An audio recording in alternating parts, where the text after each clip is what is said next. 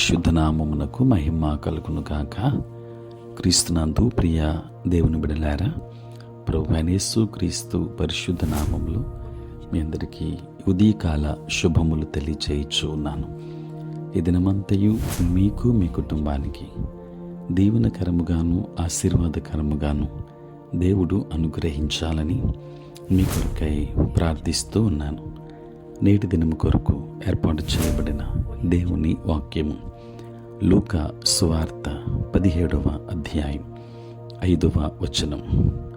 అపోస్తలులు మా విశ్వాసము వృద్ధి పొందించుమని ప్రభువుతో చెప్పగా.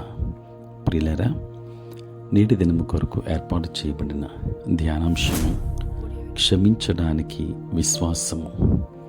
ప్రియులారా, క్షమాపణ గురించి చెప్పిన తరువాత తమ విశ్వాసాన్ని పెంపొందించమని అపోస్తలులు యేసును అడగడం ఆసక్తిదాయకం.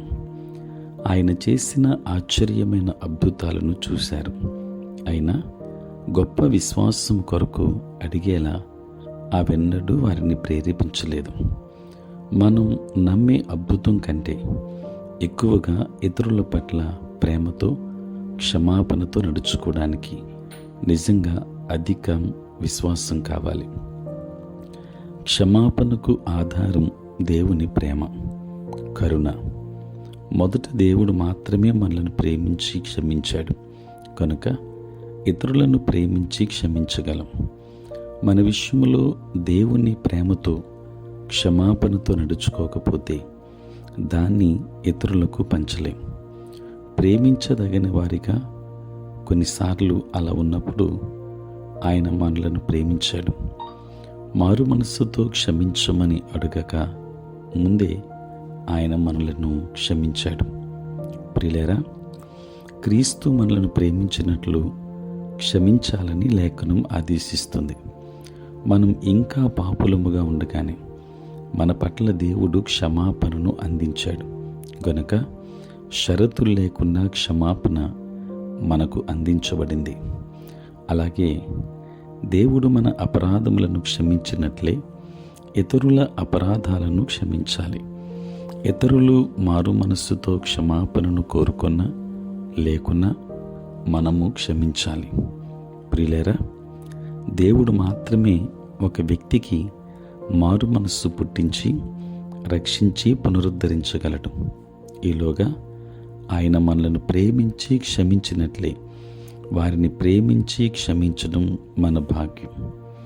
దీనికి గొప్ప విశ్వాసము కావాలి.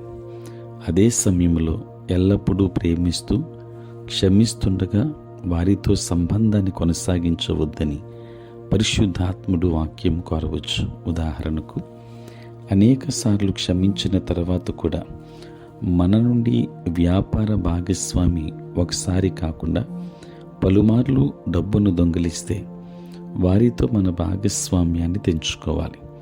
క్షమాపణ షరతులు లేనిది, కానీ సంబంధం పునరుద్ధరణకు నిజమైన మారు మనస్సు, తిరిగి సంపాదించుకున్న నమ్మకం వంటి దైవిక షరతులు ఉంటాయి. ప్రియులారా, ఈరోజు మన సంబంధాల్లో జ్ఞానయుక్తంగా ఉందాం. మనము ప్రేమతో క్షమాపణతో నడుచుకుందాం. అదే సమయంలో మన నుండి మనలను హాని నుండి భావోద్రేకపు విపత్తు నుండి కాపాడేలా మన సంబంధాలను గురించి సరి అయిన నిర్ణయాలను తీసుకుందాం. దైవాశీర్వాదాలు పొందుకుందాం. దేవుడు మిమ్మును మీ కుటుంబాన్ని దీవించునుగాక.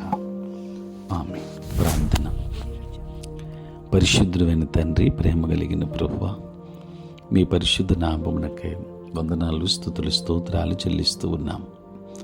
రాత్రంతయు కాపాడి సంరక్షించి సుఖనిద్రను మాకు దయచేసి మా జీవితంలో మరి యొక్క నూతన దినాన్ని మీరు మాకు ఇచ్చినందుకే స్తోత్రాలు. ఈ దినమంతా కూడా మీ సన్నిధి మాతో ఉంచండి. మీ ప్రసన్నత మాకు అనుగ్రహించండి.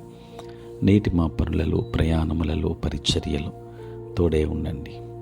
దేవానికి వందనాలు తండ్రి. చదువుకున్న బిడ్డలను దీవించండి.